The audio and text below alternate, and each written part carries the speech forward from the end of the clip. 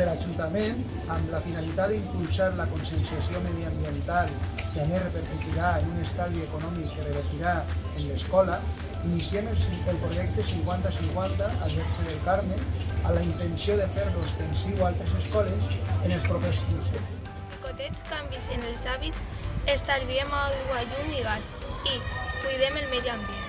Dels diners que s'estalvien, el 50% va per a la millora energètica del col·le i l'altre 50% per a que decidisca l'equip energètic com a recompensa.